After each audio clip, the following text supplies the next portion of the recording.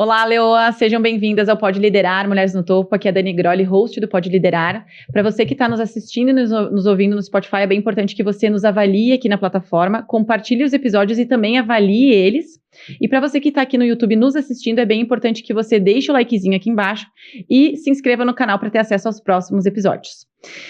Dito isso, né, além de vocês nos ajudarem aí, quem produz conteúdo sabe o quanto é difícil, então compartilha com as amigas, com a tia, com a avó, com a mãe, né, com a colega de trabalho. Dito isso, então, hoje a gente tá com uma convidada especial, né, que já faz mais de um ano que ela, né, a gente tá tentando fechar as agendas, né, Thamis? É verdade. É verdade esse bilhete, né? É verdade esse bilhete. A Thamis, então, ela é gerente, a Thamis Zene, ela é gerente de pessoas e cultura da Heinz, que é uma vertical da Randon Corp, certo? Isso. Falei certinho? Certinho. Show.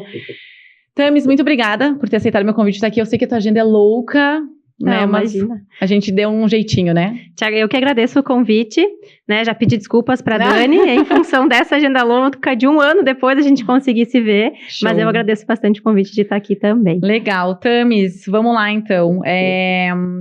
Queria, hoje pra mim, né, tu é uma das pessoas que eu admiro por tu ocupar esse espaço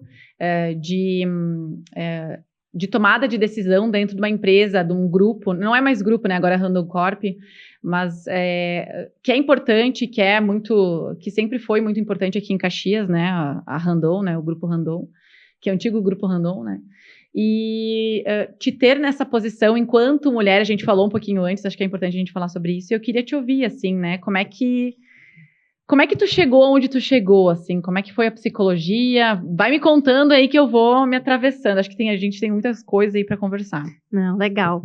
Eu gosto muito de falar, então vai vou me atravessando comigo. Né? Isso aí, vem comigo, Dani. Bom, comecei sim fazendo psicologia, né? Então me formei, fui para Porto Alegre estudar. Me formei, e quando eu me formei, eu estava naquela dúvida: eu vou fazer clínica, vou clinicar, vou para consultório, ou vou para psicologia organizacional. Sempre gostei muito do dinamismo de estar em empresas, né, de viver esse dia a dia que é a organização, e acabei optando então por seguir por essa linha e voltando para Caxias. Aí eu comecei então a minha jornada com o recrutamento e seleção, que geralmente é como a gente começa após a faculdade, e logo eu consegui entrar no grupo, né? Naquela época eu entrei na Frasle, que era uma das empresas do grupo, e eu entrei porque eu sabia falar inglês. Isso né? foi uma das coisas que me chamou a atenção, assim, que foi um negócio que te diferenciou perante foi o inglês, né? Isso, por quê? Eu tinha um conhecimento muito básico, né? Não tinha experiência, claro, era uma vaga de analista júnior, então não precisava muita experiência, mas eu tinha experiência em um subsistema que era recrutamento e seleção. E eles estavam buscando uma pessoa para olhar para as unidades do exterior. A Frasle ainda é a empresa mais internacional do grupo, e ela estava já avançando para cada vez se internacionalizar mais. Aí tinham brasileiros lá fora, tinham processos sendo desenhados nas unidades de fora e precisavam de alguém para olhar para os processos de recursos humanos. E o inglês, então, ele era imprescindível porque precisava fazer todo o contato. Então, tinha momentos que eu tinha que fazer o recrutamento de pessoas lá de fora porque a gente não tinha um RH estruturado, por exemplo. Thamis, isso foi logo depois que tu te formou, assim. Exato, um ano depois. Tá, tu já estava formada. Isso aí, um ano depois que eu me formei, passei um ano em uma agência de recrutamento e aí tive essa oportunidade. Tu fazia as vagas da Randon. Fazia vagas da Frasle, da Randon. Ah, tá, numa consultoria. Numa consultoria. Entendi, show. E aí apareceu uma vaga, na verdade uma outra consultoria me ligou, foi muito engraçado, ela me ligou dizendo, eu tenho uma vaga na Frasle, teu inglês é fluente? Daí eu disse sim. Então, é uma vaga que fecha com o teu perfil e é na Frasle. Aí eu disse, nossa, eu quero muito, eu gostava muito da Frasle, eu já admirava ela como empresa. E aí eu disse para ela, só que eu trabalho na Talentum fazendo recrutamento para a Frasle, para as vagas operacionais. Tu acha que isso vai ser um problema? Ah, com certeza vai, eles não vão deixar tu participar do processo. Eu disse, meu Deus, não, né? Eu desliguei o telefone, eu disse, eu não posso não participar, pelo menos, né?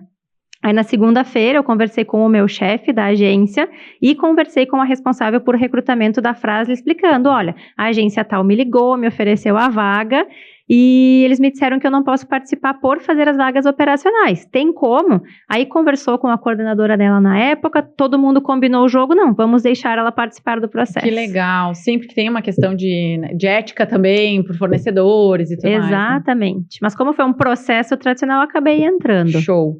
E aí tu entrou no recrutamento de seleção e como é que foi seu crescimento, assim? E aí, então, quando eu entrei, eu precisei olhar para todos os subsistemas. E aí eu precisei correr muito atrás para aprender e entender.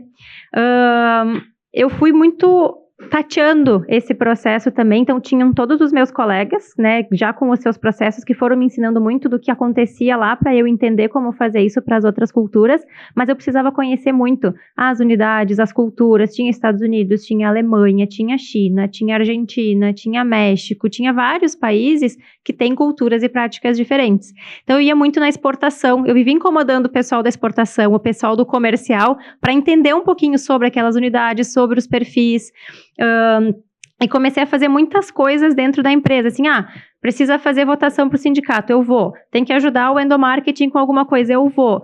Porque eu sempre fui muito disso, de vestir a camisa e fazer. Vamos fazer o que precisar fazer, independente do meu cargo ou da minha função. Se está precisando de ajuda em algum lugar, eu vou ajudar.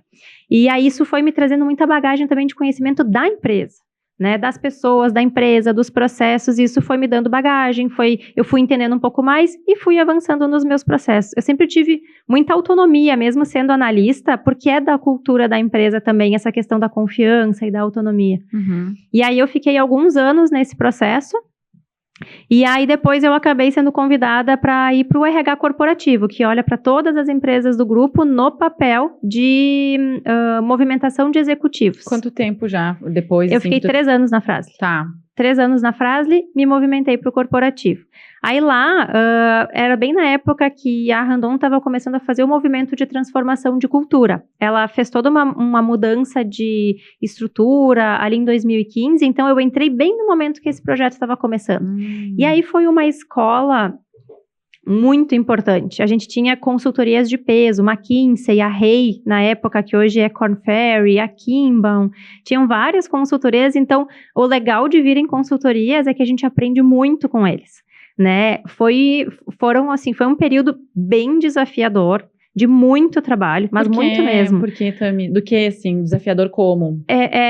Era uma matéria complexa, porque a gente estava falando, na época, as unidades da Randon Corp, elas eram todas únicas, e aí a gente dividiu nas verticais, como é hoje, já é uma mudança depois, mas tinha 2 verticais, montadora e autopeças, para buscar sinergias, entendi. então mudou muito a estrutura organizacional mesmo. Do negócio inteiro, sim. Isso, e aí a gente começou a implementar alguns projetos também, como gestão de desempenho, com todo um desenho de impacto em remuneração. A gente redesenhou a estratégia de remuneração também. Então, a gente redesenhou vários processos, porque qual foi o objetivo naquela época de fazer essa reestruturação? Era olhar para o futuro. A Randon estava completando 65 anos, aí o estudo que foi feito é o que vai nos levar para os próximos 65. Então, foi um projeto em nível de complexidade alto, que gerou uma mudança bem importante, olhando para o grupo como um todo, e muito trabalho. A gente tinha muito trabalho, a gente trabalhava muito. Então e como é que foi esse convite? Existiu um convite para que tu se deslocasse, né? Fizesse essa mudança para ali pro corporativo, da Fras-le pro corporativo. É corporativo, isso, né? Isso. Ou tu participou do processo? Foi um interesse teu? Nesse momento eu fui convidada.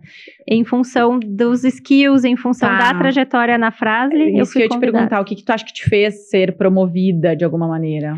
Com certeza foi a minha atuação ali, e eu acho que tinha eu sempre prezei muito em cuidar das pessoas, né, e essas questões de cultura, de visão sistêmica, leitura do ambiente, isso é uma das minhas fortalezas. Então, isso era algo que sempre é importante, eu acho, né, mas que faria também a diferença. E o background também de seleção de pessoas, né, essa parte de recrutamento mesmo, também para executivos, isso vinha também no meu skill. E aí, olhando para a composição do time, a gente também ia olhar para esse processo, eu acabei sendo convidada. Show. E aí tu foi lá, ficou quanto tempo ali no corporativo daí? No corporativo eu fiquei de final de 2014 até final de 2021, então. Tá. Isso aí, até o final de 2021. Então, comecei como analista e aí eu fui crescendo. Isso aí, que daí tu passou a ser a função que tu exerce hoje, assim, a atuação que tu tem hoje. Exatamente. Nesse meio tempo, então, eu fui me desenvolvendo, tive a minha primeira filha, e até quando eu voltei de licença da minha primeira filha, o dia que eu voltei de licença, eu fui chamada para uma conversa para falar de um projeto que estava por vir. Que durante esse processo de transformação de cultura que a gente desenhou lá em 2014, 2015, a gente não se atentou a olhar para a transformação digital que estava chegando. A gente não olhou para isso, não considerou ela nesse processo, né? E naquele ano, o diretor de RH da época, que era o Daniel Eli, eu lembro que ele falou, eu tirei um tempo para entender o que está acontecendo aí mundo afora e tem muita coisa legal. Seja de startups, esse entendimento de ecossistema de inovação e quanta coisa tem pronta que a gente não precisa ficar desenvolvendo. E então, ele criou uma iniciativa que a gente intitulou de Random Exo, em que eles iam colocar 3 pessoas nessa célula exploratória que a gente chamou. Então, uma do RH corporativo, porque no RH corporativo a gente sabe quais são os desafios, né, o futuro, o que a gente precisa quando olha para competências de futuro. Alguém do CSC, que é o Centro de Soluções Compartilhadas, onde toda a operação acontece, então todos os processos operacionais, recrutamento, treinamento e desenvolvimento, folha de pagamento, tudo é no CSC, então é quem comanda os processos mesmo, e alguém de TI. E que essas 3 pessoas não se sabia direito o que iam trazer, como é que iam fazer, só iam ganhar o desafio de vão para fora desses muros e nos tragam o que está acontecendo. Dá teus pulos. Exato. E a minha filha tinha 6 meses, eu estava voltando de licença. E aí eu lembro que falaram, não, vai precisar de bastante viagem, porque tem que ir para São Paulo, talvez exterior. E eu pensei, meu Deus, a minha filha tem 6 meses. E aí? Eu amei o projeto, né? Daí eu lembro que ele me dizia, pensa com carinho, acho que é um bom projeto. E eu amei o projeto. Mas eu pensei, eu voltei, aí eu disse assim, eu gostei muito do projeto, mas eu tenho um receio de que eu não vou conseguir dar conta. De que eu não vou conseguir vestir a camiseta da forma como esse projeto merece. Então, eu acho que nesse momento não vai dar. E daí ele me disse assim, mas e se a gente tentar? E se de repente tu testa, daqui a 2, 3, 6 meses, a gente vê que não dá, tu volta. Daí eu disse, bom, se a gente pode tentar... Se tem essa alternativa... Então, vamos tentar. Até ele disse, tem mais outras 2 pessoas. Vocês não precisam fazer tudo, todo mundo. O jeito que vocês se organizarem, se conseguirem trazer o que precisa, é vocês que vão definir. E foi muito legal, porque essa para mim foi uma das viradas de chave que eu tive, tanto na vida pessoal quanto profissional. A gente aprendeu muito, muito sobre novas formas de fazer as coisas, sobre um outro mundo que existia ali fora, que a gente não tinha noção. Então, um exemplo bem simples. Até então, para a gente rodar um processo, né? Vamos revisar um projeto. Aí a gente fazia todo o projeto, tudo que podia dar certo, tudo que podia dar errado. Sei lá, 1 ano depois a gente lançava, talvez nem era mais a solução que a gente precisava, porque muita coisa mudou.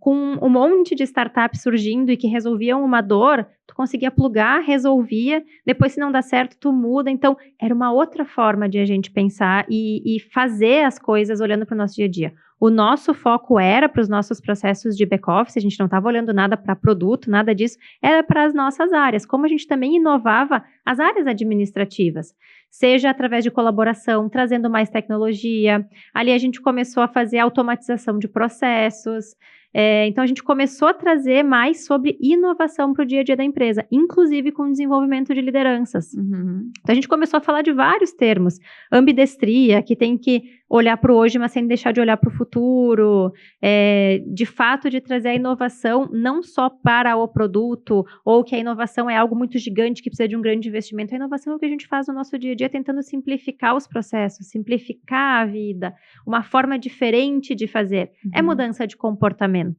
Então, foi um projeto, assim, muito bacana. Eu acabei ficando 1 ano. Eu ia te perguntar como é que foi isso. Conseguiu ficar? Eu fiquei 1 ano.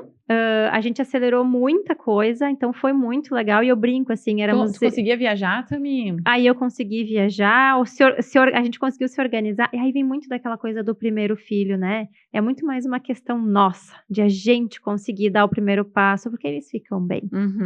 E eles precisam disso também.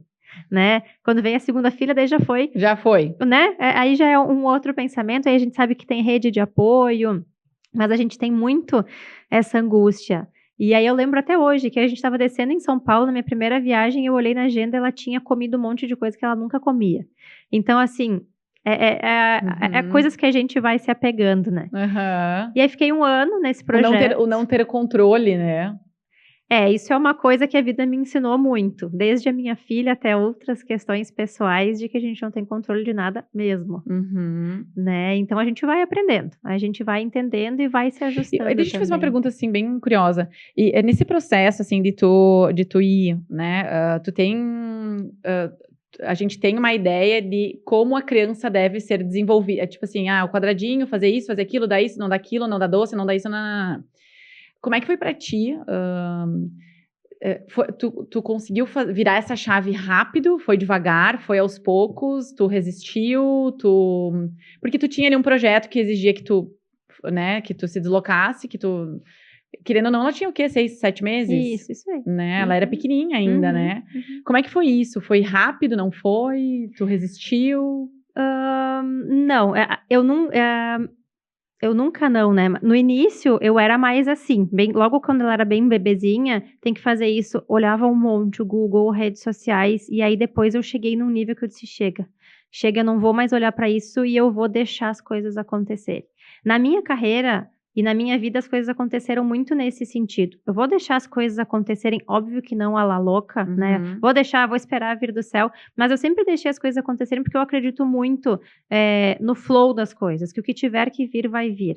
E aí, com a minha filha, eu acabei fazendo um pouco disso também, antes de voltar de licença também, assim, para algumas coisas. Para outras, não. Então, eu lembro assim que, ela tem que comer X gramas por dia. Meu Deus, ela não comia, eu já pensava, ela vai passar fome, ela não tomou tanto mamar. Aquilo era algo que, né, que me deixava muito apreensiva. E aí, ao longo do tempo, eu fui vendo que não é assim. Não funciona que nem um reloginho. Demorou. Acho que eu comecei a me desapegar disso mesmo depois que eu comecei a voltar a trabalhar. E aí foi para a escola, ficou com a avó, depois foi para a escola. E aí as coisas iam acontecendo sem eu estar controlando ou olhando. Não foi uma virada de chave de uma hora para outra. Foi algo que foi sendo construído ao longo do primeiro e segundo ano dela, que a gente vai daí se desprendendo e se desapegando das coisas. Desse controle de querer que seja certinho, tudo, né, by the book. Isso. Porque para a criança não funciona. Porque às vezes eu percebo, às vezes, não que seja errado se informar, né, mas até que ponto a informação às vezes passa a ser um problema, né? E hoje em dia, eu sempre falo muito, né, que quando tu vai para a internet, tu vai encontrar a resposta que tu quer. Porque sempre vai ter alguém que vai falar aquilo que tu quer ouvir. Tu vai achar. Tu vai achar. Só que assim, qual é a qualidade dessa resposta? Então, e o que funciona... Isso a maternidade me ensinou muito. O que funciona para uma família, talvez não funciona para outra família. E eu lembro que eu falei para um amigo meu que estava grávido, aí eu disse assim, olha... Se conselho fosse bom, a gente vendia, mas eu vou te dar um. De graça, né? Um só. Eu não vou te dar mais nenhum outro conselho, porque eu sei que é um saco ficar ouvindo conselho nessa fase. E o meu maior conselho é, não escuta os conselhos. E segue o teu coração. Eu aprendi isso. Com os nossos filhos, a gente precisa seguir o que o nosso coração manda, porque é o que vai funcionar para nossa família. É o que vai funcionar para Mariana, que é a minha mais velha, que não funciona para a Isabelle. Então, a Isabelle depois veio para dizer que aquilo que eu achava que também estava meio sob controle, porque eu tinha aprendido com a Mariana, não servia para nada. Então, assim, é o que vai funcionar para a família e é o que vai funcionar para aquela criança. Dentro, é óbvio, das questões de valores, de caráter, de ética, daquilo que faz sentido para a tua família, dentro do que é correto, é o que vai funcionar para cada um deles. Só que isso a gente aprende ao longo do tempo. Então, com muita informação nas redes sociais, a gente se perde muito fácil na questão de comparação. Esse remédio funcionou muito bem para meu filho. Para o meu não está funcionando. Por que não está funcionando com o meu filho? O que tem de errado com o meu filho? O momento que eu desapeguei, que a Mariana não dormia, ela continuou não dormindo, mas eu fiquei mais tranquila. Porque eu ficava toda noite esperando que ela fosse dormir uma noite inteira. E isso levou quase 5 anos para acontecer. Tá brincando? Levou quase 5 anos para ela dormir uma noite inteira. E é de cada criança. Só que a gente entra numa neura de pesquisar por quê. Aí tu tenta o leite, aí tu tenta não sei o quê. Deixa aí e aceita. Sabe aquela coisa? Aceita. O flow. Aceita o Guria, flow. mas sabe o que é engraçado, assim, te ouvindo falar ao mesmo tempo aqui, né, o quanto tu tem que ter coerência e consciência do ligar o flow, né? Exatamente. Agora é o momento de ser controlador, agora é o momento de ligar o flow, agora é o momento de... O quanto a gente tem que ter coerência. Tem vezes que não dá pra ligar o flow, né? Exatamente. Acho que é um belo ponto. E aí é entender. E geralmente tu liga o flow quando tu tá chegando no teu limite. E tu, não, peraí, o que eu tô fazendo? Tô voltando lá para aquele círculo lá que eu tô tentando achar alguma coisa, procurando coisas talvez onde não tem. Deixa aí. A gente também pressiona muito. São só crianças. Às vezes eu olho pra minha pequenininha, ela tem só 3 anos, ela tá deixando de ser um bebê agora. E eu já tô aqui loucubrando um monte de coisas que pode ser, que não pode ser. Ela é só uma criança. Então a gente também, às vezes, vai para um piloto automático, talvez, de que é pra cá, não é pra cá. Se fizer isso, vai gerar um trauma nisso. Se eu fizer aquilo, eu não tô sendo aquela mãe lá da rede social, a psicologia positiva. Isso. A gente sempre cai nessa armadilha. E aí tem que parar e dizer, não é isso. E aí volta, repensa e deixa as coisas irem ficarem mais leves. Como é que foi pra ti? Que tipo de recursos tu utilizou pra ter, não sei se saúde mental seria, mas coerência nessas frentes? Porque tu teve que... se envolver, tu tem um cargo, claro, todos os cargos são importantes, mas tu tem um cargo de tomada de decisão e que respinga, né, a gente sabe que se tiverem decisões erradas, respinga numa quantidade de pessoas muito maior, então tu tem um cargo importante numa organização importante, tu tem um marido, tu tem uma maternidade, tu tem um projeto novo, né, além de tudo isso, tu tem a Thames. Como é que foi pra ti administrar porque a mulher tem vários papéis. Muitos. Né? E para mim, uma das coisas que faz uma mulher não avançar na carreira dela é quando ela se perde nesses papéis e ela não tem consciência de que ela tem que ligar o flow para algumas coisas e, né? Não, só um pouquinho. Como é que foi para ti isso? Eu acho que ainda é. E eu acho que nunca vai deixar de ser. Eu acho que sempre vai ser. Uhum. É um processo, não adianta, né? E eu acho que uma das coisas que é muito difícil de a gente aceitar, mas que é real, é que a gente nunca vai estar inteira em todos esses papéis. No sentido que, se a gente tá muito focada num lado, o outro vai dar uma falta, mas ele vai também ser compensado por outras pessoas, como o pai, como a irmã, como a avó. Então, a gente não precisa lutar essa batalha sozinhas. Eu acho que esse é o primeiro ponto, porque a gente quer fazer dar certo, eu sou a mãe, é comigo que tem que dormir, isso e aquilo, e aí aos poucos tu vai vendo que não precisa ser só a Thames para fazer as coisas, inclusive no time. Tem time. Eu sou gestora porque eu tenho um time para fazer as coisas acontecerem. Eu tenho que conseguir ajudar a orquestrar, a direcionar esse time, a tirar as pedras dos caminhos do time para o time voar sozinho e me acionar quando a gente tiver que alinhar as coisas. Então, a gente vai aprendendo isso ao longo do tempo também. A gente volta, tem coisas que a gente se sente culpado por não ter visto, por não ter estado, ter ido mais para um lado do que para o outro. Mas eu acho que é um eterno jogo de equilíbrio. Horas vai estar mais forte num lado, menos no outro. Horas vai estar conseguindo fazer atividade física e se alimentando bem, horas não vai dar. Horas vai precisar trabalhar bastante porque tem um projeto específico, mas depois vai conseguir acalmar e conseguir ir levar e buscar todo dia na escola. É um pouco disso, sabe? Uhum. Essa semana a gente estava conversando lá em casa, a gente conversa muito sobre, né, as nossas filhas, sobre tudo, né? Enfim, para a gente também ver que caminhos a gente vai seguir fazendo algumas checagens, né? A gente viu um vídeo que eu acho que era uma psico, e aí ela dizia, quanto mais a criança tem, mais a criança quer. Então, se toda hora tu ficar suprindo aquilo que a criança está pedindo, ela vai gostar e ela vai querer mais e ela vai estar sempre insatisfeita. Então, assim, as ausências, elas são importantes e estruturantes também, né? Não se culpar com essas coisas. E eu acho que, né, como uma boa oriunda aí da psico, que bom que a gente tem psicólogas para também apoiar aonde ficarem traumas. Tem opções para a gente poder olhar se ficar. Então, a gente vai aprendendo, mas é muita terapia também. Eu faço terapia há bastante tempo e trato muito sobre isso na terapia, porque até pelo fato de ser psico, também tem coisas que volta e meia eu me pegava sendo psicóloga das minhas filhas e não a mãe delas. E aí eu precisei parar com isso e dizer, vamos pegar um pouco mais leve, né? Vou pegar comigo mesma também um pouco mais leve, para conseguir entender que sim, vai ter essa falta. E eu consigo falar sobre isso agora, mas a prática ela não é tão simples e fácil assim. Mas é um exercício de tomada de consciência. Então, todo dia tem que parar e dizer, não, peraí, não vou problematizar isso. Isso talvez não seja um problema. Deixa eu deixar as coisas acontecerem para ver para onde vai dar. E aí depois eu tomo a decisão. Se vou procurar ajuda XYZ, se eu preciso fazer alguma mudança.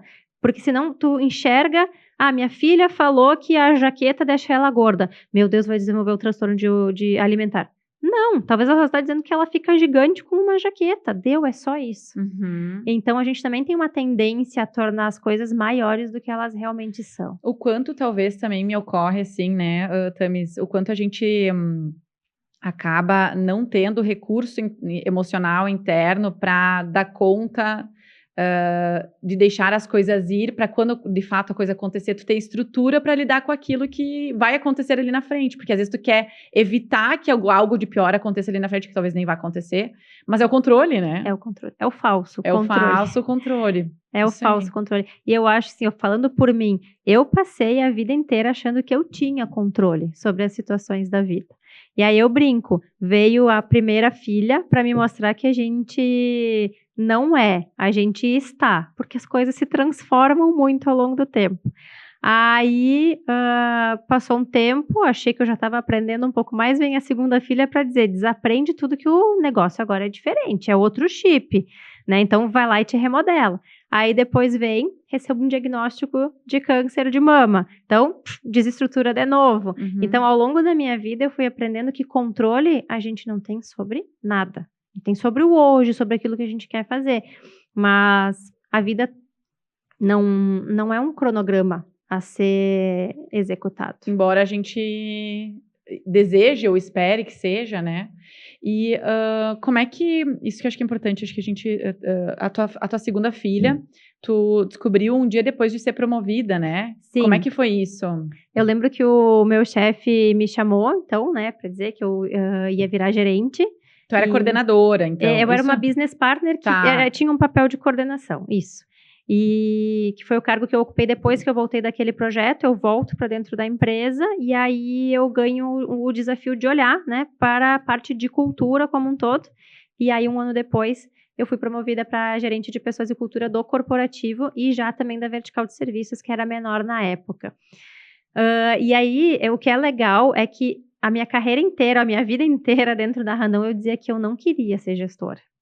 E um dia eu disse para ele, mas tu tá me preparando para ser gestora? Daí ele, sim. Eu disse, mas não é o que eu quero.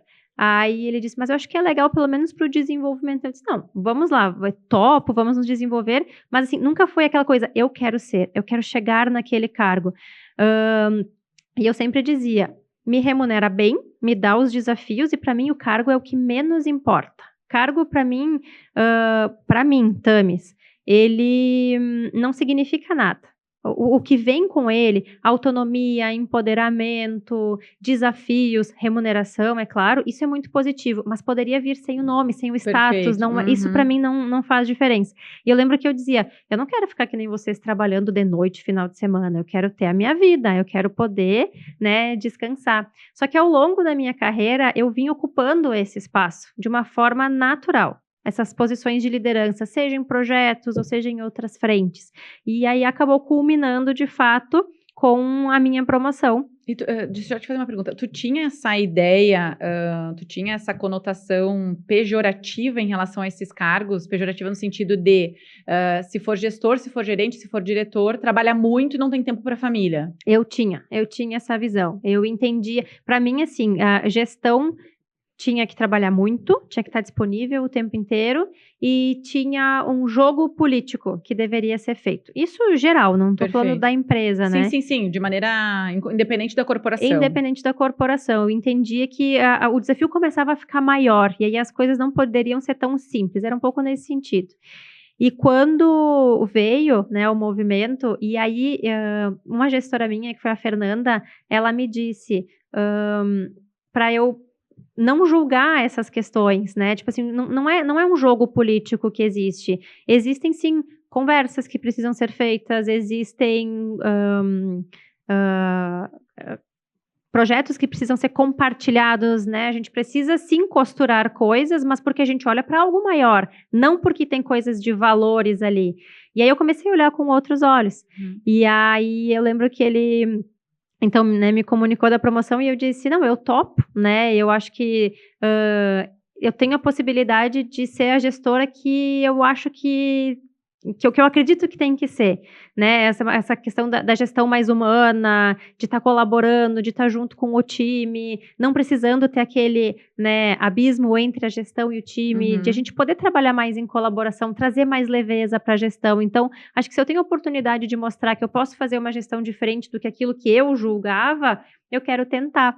E aí, acabei topando o desafio. E no dia seguinte, eu descobri que eu estava grávida da minha segunda filha. Que legal. E aí, foi bem desesperador. Eu sempre tive uma liderança muito aberta, muito. Não tinha motivo algum. Mas, como toda boa mulher, eu tive medo de contar, porque tinha muita coisa em jogo, né? Aí, no dia seguinte, contei, mas foi super bem recebida.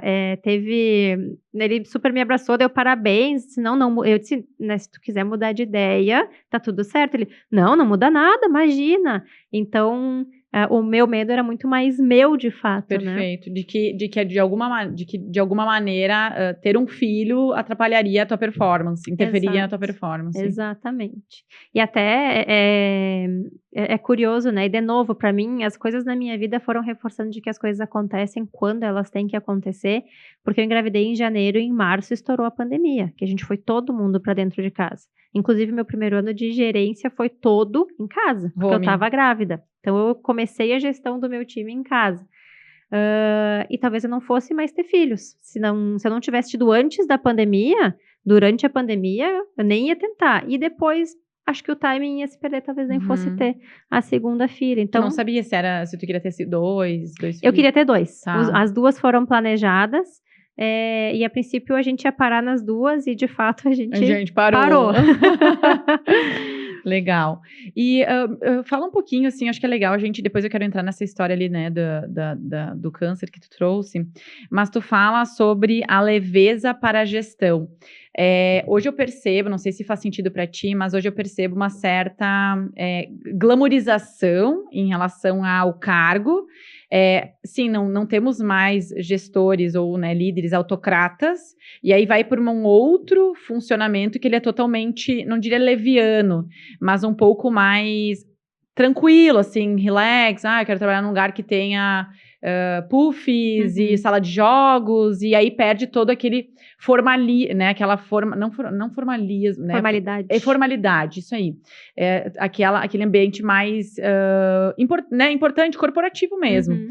Como é que tu vê nessa leveza? Essa leveza, ela não é ausência de firmeza, de direcionamento, de o que é isso? Acho que é importante a gente falar sobre isso. Legal. Não sei se faz sentido pra ti, né, Thamis? Não, faz sim. Um dos meus propósitos de vida é tornar minha vida mais leve e a de quem tá perto de mim também, porque eu acho que ela pode ser mais leve. O que isso significa de fato para mim? É a gente construir juntos as coisas e entender que a gente vai errar. E tá tudo bem, né? Eu digo, a gente vai errar, aí a gente vai olhar, vai aprender e não vai errar de novo na mesma coisa, né? Mas é muito a gente poder, assim, tratar os temas de forma leve. A gente trata temas muito pesados, né? Trata temas pesados, temas importantes, estratégias que a gente vai definir que vão, inclusive, impactar na vida das outras pessoas. A gente precisa tratar esses temas não já trazendo um peso para cima deles, como se eles fossem coisas ruins. Como é que eu posso explicar? Vem o tema, bom, vamos juntas pensar em tudo isso, independente de eu ser a líder e ter o time, poder compartilhar isso, é ouvir a opinião das pessoas, é deixar o time também conseguir conduzir algumas coisas e não ficar preso a uma hierarquia, preso a um comando e controle, ou será que meu chefe vai gostar disso? será que isso aqui eu tenho que, eu deveria estar sabendo? Esse medo, sabe? Eu acho que é criar um ambiente seguro, que as coisas possam ser ditas da forma que elas têm que ser ditas, para que a gente possa resolver as coisas e não ir acumulando conversas pendentes. Perfeito. Sabe? E que a gente possa construir esse ambiente de leveza entre o time, pra gente discutir o que tem que ser discutido também de uma forma mais leve. Não um ambiente de tensão, onde eu vou ter que conversar com a Thames hoje, meu Deus do céu, meu chefe, minha chefe. Exatamente. Entendi, é nesse sentido. É nesse sentido. Tá. E me fala, então, aí tu engravidou ali, né, da tua segunda filhinha, e aí logo depois tu teve ela, foi pandemia, e aí como é que foi essa descoberta do câncer ali, do tumor? Me fala um pouco. Ela tinha 7 meses e eu tinha muito leite. E aí a minha mama empedrava com muita frequência e eu precisava massagear ela debaixo do chuveiro para poder esvaziar. E um dia que isso aconteceu, era praticamente toda semana que eu tinha que fazer isso, eu encontrei um caroço diferente, uma bolinha dura. Eu disse, isso eu nunca tinha encontrado antes, em nenhuma das gestações. E aí é aquela coisa que a gente sente, né? Eu disse, isso não me parece ser bom, né? Aí isso foi num sábado. Aí na segunda-feira eu já liguei pra minha gineco. Isso foi em 2021 também? 2021. Foi abril de 20. Eu voltei a trabalhar dia 22 de março de 21. Isso foi mais ou menos dia 10 de abril. Tá. Logo depois. E aí na segunda-feira eu liguei, pedi um encaixe com a minha gineco. E como eu achava que já era uma coisa ruim, no mesmo dia eu já marquei uma mastologista. Já deixei marcado. Vai que, né? Vai que é. Já marquei daí pra terça da semana seguinte. Fui na gineco, ela disse, eu acho que deve ser só um caroço de leite, mas vamos avaliar. Aí eu consegui uma eco para segunda-feira, e quando eu fui na eco, o médico disse, quando tu tem consulta com a mastologista? Eu disse, amanhã, será que eu consigo levar? Dele, amanhã de manhã tu passa a pegar. E deu. Ai, guria, que tensão. Quando tá tudo bem, eles falam que tá tudo bem. E naquele momento eu disse, ferrou, né? De fato, tá confirmando com o meu sentimento. E aí no dia seguinte eu fui na mastologista, eu lembro que eu fui de manhã buscar os exames, e quando eu olhei aí tá escrito, né, achados, não me lembro qual é o nome, mas que dizia que era potencial maligno, né? E aí eu lembro, então, né, fui chorando até a mastologista, mas cheguei lá, né, ok. É que é louco. Sabe o que eu acho que é interessante? Às vezes, sabe, agora te ouvindo falar, às vezes as pessoas falam, mas nossa, você fala com tanta tranquilidade, tanta racionalidade dos problemas, né? Acho que tu não tá sofrendo o suficiente, mas a pessoa não sabe o quanto tu passou e o que tu sentiu lá atrás, né? E cada um também sente Perfeito. E sofre de um jeito. Tem gente que bota pra fora, tem gente que não bota, tem gente que racionaliza. A gente sabe que existem vários mecanismos de defesa e como a gente vai lidar com a situação. É como a gente consegue. E assim, eu tinha 2 filhas. A gente ainda estava no meio da pandemia, porque tinha voltado bandeira preta, estava todo mundo na casa da minha avó, da minha mãe. Eu trabalhando de casa, as 2 lá. Então, assim, tinha que dar um jeito de resolver tudo isso. Então, vamos fazer o que tem que ser feito. Cheguei na masto, ela disse, é pequeno, mas eu não gostei do formato. Na hora, ela ligou pro Fêmea e disse, eu preciso de uma biópsia para amanhã. O amanhã era feriado, eu tive que esperar até na quinta. Mas eu pensei, a médica tá aqui na minha frente, ligando, pedindo uma biópsia de urgência. Fechou. E aí, nesse dia, assim, eu senti bastante. Eu chorei muito, porque, assim, é câncer, né? É câncer. A palavra por si só, ela nos destrói, né? Ela nos dá muito medo, porque a gente liga ela direto com a morte. E aí, eu não sabia direito, né? O que vai vir, o que é. Eu tenho uma filha de 7 meses que eu tô amamentando, que nem pegou mamadeira. Como é que eu vou fazer tudo isso? Né? Enfim, mas ela me disse isso e eu lembro que quando ela me disse assim que era ruim, ela me disse, eu sei, tu tá pensando nas tuas filhas. E aí eu disse pra ela, é só nisso que eu tô pensando. E ela me disse, calma, que vai dar tudo certo, vamos fazer a biópsia e tal. Aí na semana seguinte veio o resultado, então fechou o diagnóstico, e eu lembro que eu entrei no consultório dela e eu tive que pedir autorização pro meu marido entrar junto, porque naquela época ainda não podiam acompanhantes nas consultas. Durante toda a minha segunda gestação eu fui sozinha em tudo, em eco, em consulta, porque não podiam acompanhantes. E aí eu pedi autorização e eu disse assim pra secretária, eu acho que o resultado é ruim, eu gostaria que ele entrasse comigo. E aí ela deixou ele subir e de fato, né, confirmou. Mas eu disse pra ela, a minha expectativa hoje aqui é que tu me diga que tá só na mama, que tem tratamento e que tá no começo. É isso que eu quero ouvir. E aí ela me disse, tá só no começo, a princípio tá só na mama e tem um tratamento bem específico para esse tipo de câncer. Eu disse pra ela, o que eu tenho que fazer? Aí é uma série de exames, é muito exame, é papelada, é um monte de coisa para ir atrás e procurar um oncologista e aí definir tratamento. E aí fiz então, né, essa maratona e aí ela disse, tu vai precisar parar de amamentar. E aí me deu remédio para parar e aí eu disse, e agora? E aí eu lembro que eu conversei muito com a minha filha, né, no colo, a gente conversando, eu amamentando ela, eu conversava e eu dizia, Beli, a mãe vai precisar parar de te amamentar, a mãe vai precisar cuidar de um dodô, aquela coisa toda, assim, ela tinha 7 meses, mas era o que eu achava que dava para fazer naquela hora. Os inconscientes, né, se conversam, né. E aí o dia que eu ia tomar o remédio, eu disse, esse é o último mamar que a mãe vai te dar e tal. No dia seguinte ela pegou a mamadeira e foi. Querida. É aquelas coisas que a gente também não explica, de confiar no processo também, né? Mas assim, eu sempre fui muito prática, tem que resolver as coisas. Então, fui atrás, fiz tudo, né, adiantei tudo, tive muito apoio do plano de saúde, adiantei tudo que tinha para adiantar, de exames, né, de tudo que tinha para fazer.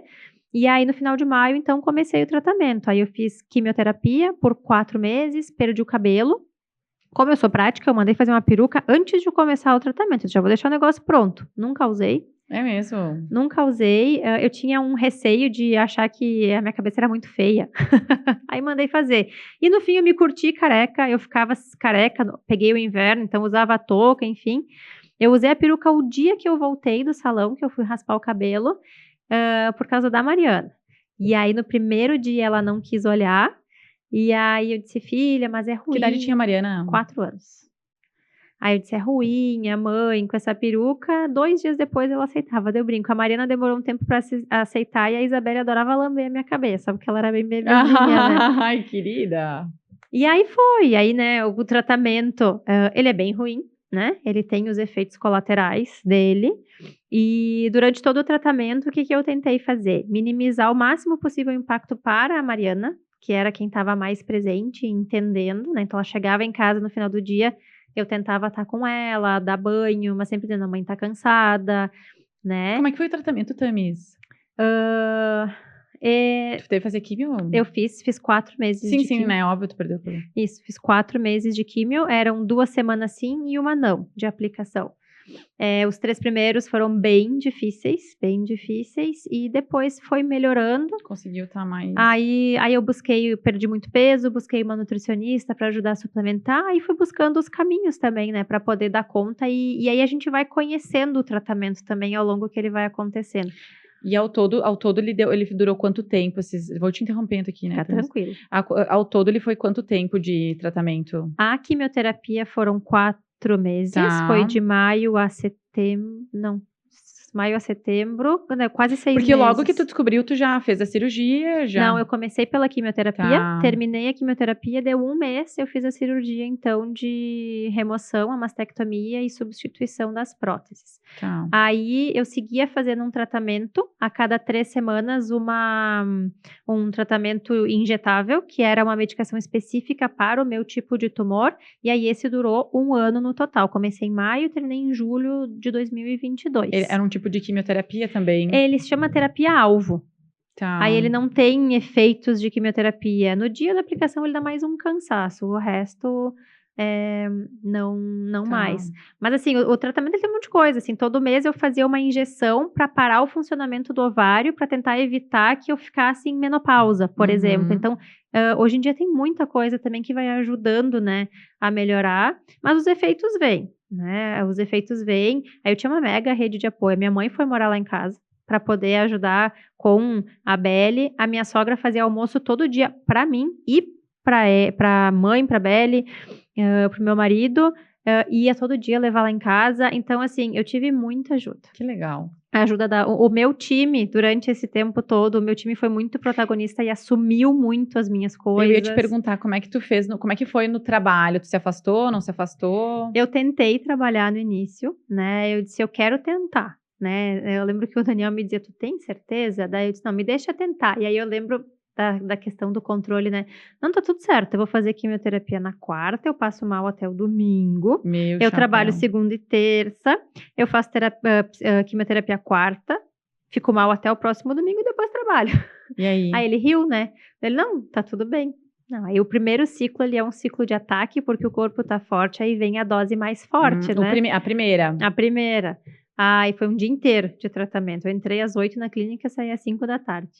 E aí não deu certo, né? Daí deu ali umas semanas, eu vi os efeitos e disse, não vou conseguir. Daí ele, eu te avisei, né? Uhum. Mas aí ele puxou muito junto com o meu time também, aí eu fiquei um tempo afastada, depois eu fui voltando aos poucos também. Eu entrava pontualmente, né, em algumas agendas, enfim, e aí depois eu voltei. Isso que eu ia te perguntar, como é que se conduz? Tu pode ir voltando, não pode, tá, não tá? Tu foi voltando aos pouquinhos. Eu fui voltando à medida que eu me sentia bem. Eu me pediam, tu pode entrar numa agenda? Daí eu entrava. Tive um apoio muito grande das outras gerentes também, né? Que a Randon Corp tem outras gerentes de pessoas e cultura, elas me apoiaram muito nesse processo também. Então eu tive muito apoio da própria empresa, né? Uhum. O que tu aprendeu? O que eu aprendi? Eu aprendi bastante coisa. Eu acho que a questão do controle, por mais que a gente volta e meia caia também nessa armadilha de querer ter controle sobre as coisas, eu aprendi que a gente não tem. Essa coisa de leveza para mim ficou ainda mais forte, né? De que a gente tem que viver o hoje e tentar não se importar tanto com o que vai acontecer depois. Não é não planejar ou não se preocupar com o futuro, mas é não antecipar ele, né? E é saber lidar com o problema quando ele chega. Porque a gente sofre mais vezes se a gente sofre por antecedência. Tu sofre antes, achando que pode acontecer, às vezes ele nem acontece, tu sofre por nada, ou tu sofre duplamente. E acho que eu aprendi assim, que tem poucas coisas na vida que não tem o que fazer. Que não tem conserto. São muito poucas coisas. A gente vai atrás, a gente dá um jeito, mas para quase tudo na vida a gente tem solução, né? Então, isso para mim ficou bastante evidente. Ficou muito evidente mesmo. E essa questão assim da leveza, de viver um dia de cada vez, de tentar aproveitar e não se preocupar tanto com essa questão dos moldes, com essa questão do manualzinho mesmo das coisas, manual de criar filhos, manual de ser gestora, manual de ser mulher, manual da boa alimentação, sabe? É entender que a gente também tem o nosso tempo, a gente tem o nosso estilo, o nosso jeito, o que funciona para nós ou não, essas individualidades, né? Tá. E daqui para frente, assim, como é que tu te imagina, assim, onde é que tu se enxerga daqui 10, 15 anos? Olha, eu nunca fui boa de planejamento e não faço planejamentos. Não faço. Faço no sentido de que, bom, daqui a 10 anos eu vou estar beirando ali os 50, as minhas filhas já vão estar maiores. O que para mim seria, se me dissesse assim, qual é, né, o que te diria assim, sucesso para ti, né, daqui a 10 anos, é ver as minhas filhas bem. O meu grande objetivo é ver que elas estão seguindo no caminho do bem, que elas, com as dificuldades, o que quer que tenha, mas que os valores delas estejam lá e que elas estejam conseguindo, de fato, se desenvolver como bons seres humanos, olhando, né, para esse futuro e que eu ainda possa estar acompanhando elas. Como propósito para mim, eu não tenho grandes ambições, eu quero ir para um próximo cargo, eu não tenho isso no meu plano. Enquanto eu ainda for útil e puder seguir fazendo as coisas dessa forma que eu acredito, sem ferir os meus valores, sem ferir o que eu acredito e conseguir ainda fazer a diferença na vida das pessoas, isso para mim me alimenta muito. E o fazer a diferença para mim é poder ajudar. Às vezes eu receber um feedback e dizer assim, ó, nossa, a tua fala é muito leve e simples, eu aprendo muito contigo. isso para mim é combustível. Uhum. É combustível eu receber feedbacks das pessoas dizendo assim, é muito legal quando tu fala, eu gosto muito de estar contigo. Isso para mim é o que me basta. Uhum. Quando eu olho assim, o que vai me alimentar, se eu continuar conseguindo trilhar a minha carreira e a minha vida com essa base, independente do cargo ou do que quer que seja, para mim é isso. E conseguindo tá com a minha família. Para mim, a minha família vem sempre em primeiro lugar. Como eu falei, às vezes a gente vai precisar dar mais atenção para o trabalho e tá tudo bem, mas não vai ser sempre. Perfeito. Tem que ter esse equilíbrio. Então, a minha família estando bem, seguir no fluxo, né, de serem pessoas do bem e a gente conseguir seguir unidos como família e eu continuar assim olhando para a carreira nessa questão de conseguir estar fazendo a diferença para as pessoas, porque para mim eu sou só pessoas, né? Para mim o meu foco é poder ajudar as pessoas. Para mim, eu me enxergo ali daqui a 10 anos. Tu consegue, tu tem uma clareza, ou melhor, tu tem não noção, assim, mas tu hoje, querendo ou não, tu é uma mulher, de novo, uma mulher que ocupa um espaço importante dentro de uma corporação importante. Tu consegue ver o peso disso? Não. Não. Eu consigo entender a importância e a relevância disso, mas eu não sei se é porque eu simplifico demais as coisas, do tipo, é um cargo, é só um cargo, é uma posição influente, sem sombra de dúvidas, mas eu enxergo como uma oportunidade de estar fazendo a diferença, de estar podendo estar influenciando, né, e fazer isso diferente. Mas acho que tem uma questão, né, eu lembro que eu vi li num livro daquela, eu tô péssima para memórias de nomes e nomes de livros, mas ela era do Facebook. É um livro muito legal que fala, né, de trajetória feminina. E ela traz muito isso, que isso é coisa das mulheres Faça Acontecer? mesmo. Esse mesmo. Mas eu não lembro o nome dela. Esse mesmo. Cheryl alguma coisa. Faça Acontecer. Faça Acontecer. Esse mesmo, né, de que os homens, estou preparado para mais e as mulheres não. E eu lembro quando eu participei de um processo de mentoria como mentora, eu disse, mas eu não me enxergo como tendo que estar aqui. Eu sou só a Thames. Estou aqui fazendo o meu trabalho, né? Então, aqui tem uma coisa minha também que talvez tenha que despertar para olhar e talvez olhar, né, esse peso ou essa relevância. Mas, ao mesmo tempo, eu acho que é isso que me faz ter o pé no chão de dizer assim, sim, é um cargo importante e relevante, mas ele não é mais ou menos do que qualquer outro. Eu acho que eu digo mais no sentido de eu sempre conto essa história, uma das pessoas porque quando eu comecei na área de recrutamento e seleção, eu atuava dentro de uma consultoria que prestava, né, serviço para a Randon, e uma das pessoas que, para mim, foi... Por que eu acho que teu cargo ele não é o peso em si, mas é o vislumbrar, né? Porque a minha mãe ela tinha ensino fundamental incompleto, ela não era uma pessoa que eu conseguia, realmente, ela está num espaço importante, eu posso seguir tanto quanto. Meu pai já estava, mas eu não tinha nenhuma mulher que eu pudesse me espelhar. E... eu lembro que naquela época todo mundo tratava a Celes. Eu lembro. Muito. Não, a Celes vai vir. Não, a Celes. Todo mundo tem que se arrumar bem porque a Celes vai vir hoje. A Celes. Aí eu imaginava a Celes, uma mulher. Olha a minha cabeça, né? Eu tinha meus 20 anos. Eu imaginava a Celes uma mulher velha, porque afinal ela tinha conseguido esse cargo não por competência, por tempo de casa. Então eu imaginava ela com 50 anos, uma mulher com os cabelos, sei lá, mais brancos, mais, né? Ela chegou lá, acho que ela tinha uns 35 anos, né? Então, assim, eu disse, cara, essa é a Celes, né? Hoje eu tenho uma relação próxima com ela, né? Mas eu disse, meu Deus, gente, é a Celes. Daí eu disse, opa, se ela conseguiu, eu consigo também, né? Então, eu quero esse lugar. Perfeito. Né? Não, nesse sentido. Nesse sentido, eu entendo que sim. Eu que vim, né, tô lá, vim desde o início, vim conquistando esse espaço, Isso. Né, não, eu entendo sim a importância e a relevância disso, e gosto muito de usar isso para mostrar que qualquer um pode. E seja homem ou seja mulher, né, que era uma coisa que nós estávamos falando antes, que uma das coisas que eu sempre falo, que cargo de liderança, ele não tem gênero, ele tem competências comportamentais, se tu é uma mulher e tu tiver, tu vai... Perfeito. Né? Eu não gostaria de estar num lugar só porque eu sou mulher. Perfeito. Né, então é isso, é por de fato conquistar esse espaço, né? Show. E Thames, pra gente ir concluindo, assim, né, Antes de eu te fazer a última pergunta, assim, uma que eu queria te fazer é o que tu, primeiro, o que pra ti é sucesso e se tu se considera uma mulher bem-sucedida? Para mim, sucesso acho que eu falei um pouco ali antes também, Eu já né? até imagino a resposta. Sucesso para mim é ser feliz.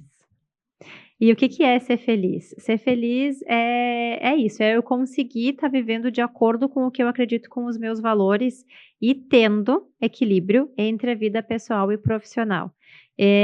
Eu não me vejo eu sendo só mãe e eu não me vejo sendo só profissional.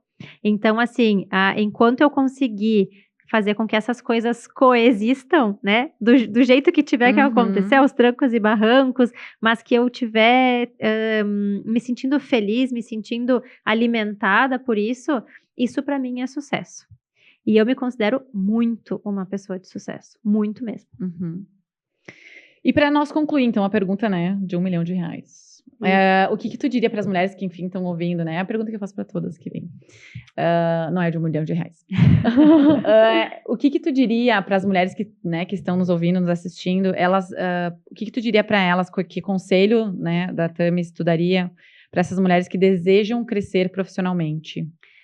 Olha, eu acho que assim, confiar em si mesma é uma coisa muito difícil para nós mulheres. Então, a confiança em si mesma é algo que é muito importante, porque a gente está sempre se questionando se fez certo, se podia ter feito diferente, se está no lugar certo, se não está, se merecia, se não merecia. Então, esse autoconhecimento e poder ter essa confiança em si mesma é algo que a gente tem que buscar. Nunca deixar de ser elas mesmas, né? A gente não pode deixar de ser quem a gente é em função de a gente querer algo, querer crescer. Porque do momento que a gente começa a se moldar e perde essa conexão com nós mesmos, aí a gente pode até chegar em algum lugar, mas a gente não vai se sentir completo. E aí sempre vai estar faltando alguma coisa. A gente vai estar sempre buscando algo. Então, não deixar de ser nós mesmas, jamais deixar de se posicionar. Jamais, porque às vezes a gente acha que a gente vai falar alguma coisa que vai ser um erro, vai ser um balão, e não é. Às vezes é aquilo que precisa ser dito, às vezes a gente fala o óbvio precisa ser dito, e às vezes ele precisa mesmo. Então é jamais deixar de se posicionar por ser mulher ou em função de cargo. É óbvio que a gente tem realidades e realidades, mas se a gente não encontrar espaço, né, na gestão X, talvez ali do lado tenha um outro espaço. Tem caminhos que a gente pode ir construindo pela forma correta, que a gente também vai conseguindo mostrar o nosso valor, o nosso trabalho, e nunca ter vergonha de pedir. Para participar de um projeto, para trocar de área, nunca ter vergonha de pedir, porque daqui a pouco a oportunidade está ali, falta só a gente dar o primeiro passo, sabe? Acho que é um pouco disso. Posicionamento, né, Thamis? Posicionamento. Show. Thamis, muito obrigada por ter, por ter disponibilizado o teu tempo para estar aqui hoje. Que nem eu te disse, assim, eu sei que a tua agenda ela é bastante, né, os papéis que tu exerce, né, ficou muito claro. Então, queria te agradecer, acho que eu cresço muito, assim, não só com a tua profissão, assim, eu acho que eu admiro muito mais a pessoa que tu é do que a profissional, assim, profissional com certeza, assim, porque tu é da minha área, tu é psicóloga, tu é de RH, tu é de cultura, mas muito mais como ser humano, assim, né, se isso eu acho que tu tá fazendo o teu trabalho bem feito. É isso que deixa meu coração quentinho, obrigada. Show, muito obrigada, então, por ter topado tá aí hoje. Não, eu que agradeço. Show, garotas, muito obrigada aí pela audiência. Lembrando que para quem está assistindo e nos ouvindo no Spotify, é bem importante que você nos avalie aqui no canal não, né, na plataforma, nos avalie, nos siga, compartilhe os episódios, avalie os episódios. E para você que está no YouTube nos assistindo, é bem importante que você deixe o likezinho aqui embaixo e se inscreva no canal. Combinado? Compartilha aí que a amiga aqui, né, agradece. Beijos e até a próxima semana.